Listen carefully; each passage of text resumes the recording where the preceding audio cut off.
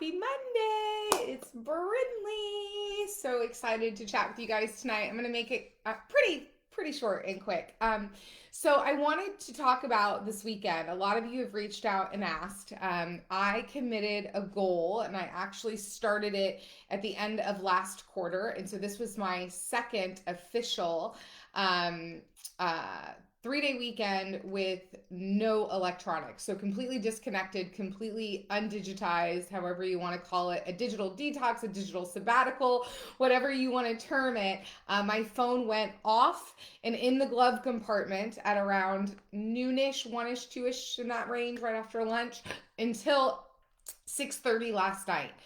No computers. I did have a Kindle, but it had no Wi-Fi, and the only reason is because all of my books are digital, and I had to pull out the old Kindle and dust it off because I didn't have my phone or my iPad or my computer. So, a lot of you have reached out and said, Bryn, there's no way. Like, how could I have done it?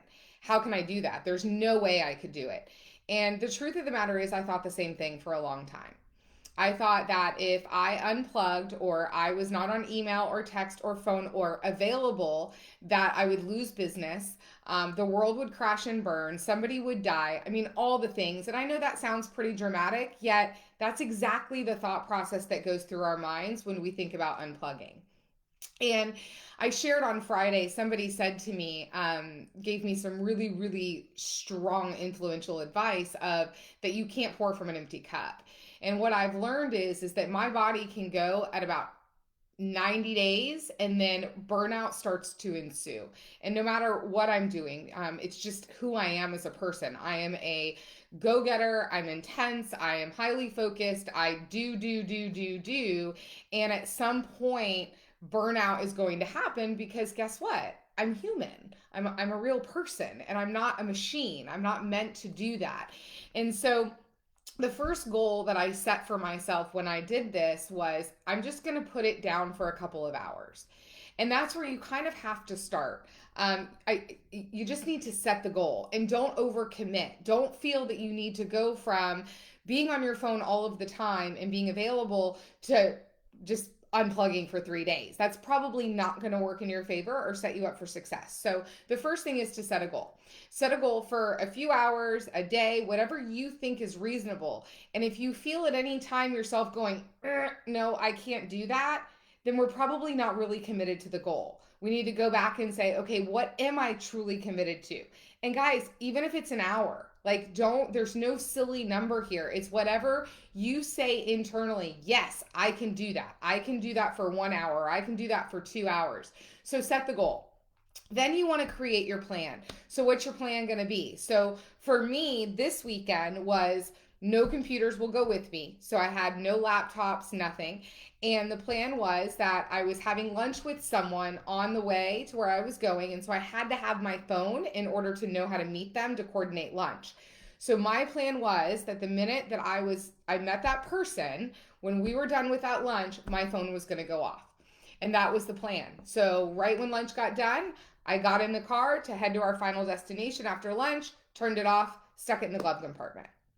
Now, the third part, and you all have heard me talk about this before, 100% of success is determined by the following.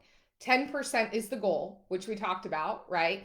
10% is the plan, which I just gave you mine, and 80% of your success in this is accountability. And so you have to have accountability. And that can be something as simple as your partner or your spouse. It could be your children. Children are awesome accountability partners when it comes to being present because typically they're the ones that complain the most about us being on the phone. In my situation, my accountability was to my team, to the person that I was with all weekend, and to myself. This is something, and if we want to go a little bit further, it's on my 411. My coach knows about it.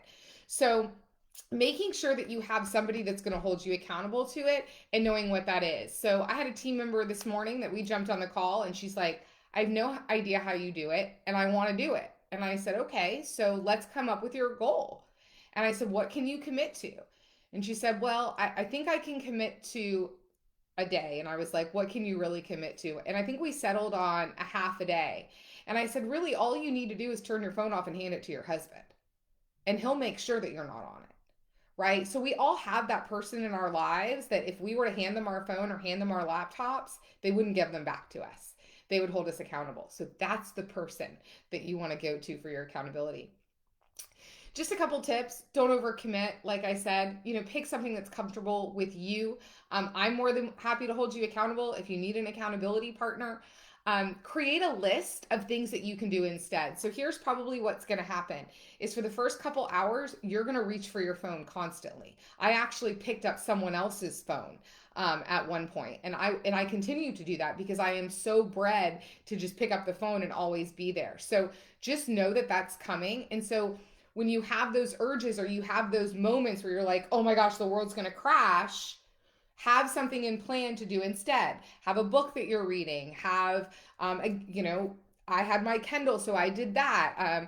We had activities planned. We had massages planned. Self-care are great appointments to have. So if you're going to pick a block of time, keep yourself busy. Idle hands are devil's playground. So choose a time and then keep yourself busy through that time if you truly feel that it's going to be a distraction and a challenge. My one rule that has come since doing this. So my first unplug was a few hours. Then I was able to do it for a day. And by the way, the few hours one I failed at probably 5 or 6 times. Like I couldn't do it. I was freaking out. I was like, I can't do it. I got to see this, or this person's supposed to call me, or this person, blah, blah, blah. The number one thing that is going to help you manage whatever's going to happen when you're not available is setting the right expectations. So you've got to set expectations with the people that are expecting you to be available. And so by doing that, for instance, my clients knew that I was unplugged, my team knew I was unplugged, and then I posted it on social media. So all of the channels in which people would know me knew that this was happening. So when I got back last night, I opened my phone and I had about 10 text messages, 0 voicemails, and about 40 of the 150 emails that came through were actually emails that required action. Only one person needed me that didn't get the message about being unplugged. And guess what? She figured it out. Most people are creative, resourceful, and whole, and most people are reasonable and will understand if you weren't available, especially over a weekend or for a short amount of time. So they will go find the solution if you're not available. And sometimes we need to take that time off to see that. And this person isn't mad at me. They're not upset. I didn't lose them as a client. They actually get to see that I stay in integrity and practice what I preach. And I'm a better coach for them and a better person because I took that time. I feel like a whole new person. I can now run for another 90 days and not feel like I'm out of my mind. Now, what do I do in between those 3-day weekends? Because remember, there's a 90-day period. So I have a rule.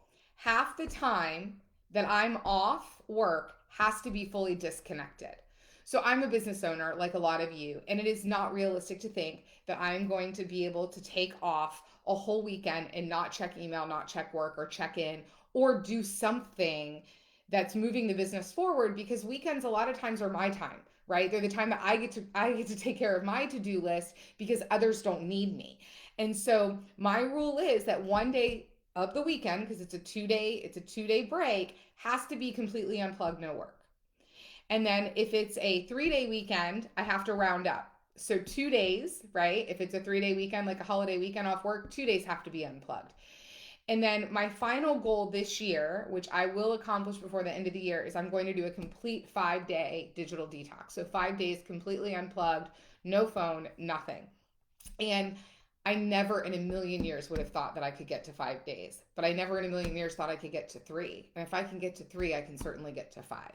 And so I hope this has helped you. I encourage all of you, if you can make it happen this weekend, let's have a self-care Sunday and completely unplug. Just unplug for the day. Maybe, check your email in the morning and check your Facebook in the morning, or do the things that you need first thing in the morning, and then take it all away. Get rid of all of it, put it in a safe, put it in the car, lock the car, give it to a friend, take it to a neighbor's, whatever you need to do, and then not turn it back on until that evening when you get to prep for your week. If you guys want more tips and tricks on how to do this, or want to talk about setting the goal and you need some accountability around it, give me a call. Love to help. Have a great week, guys.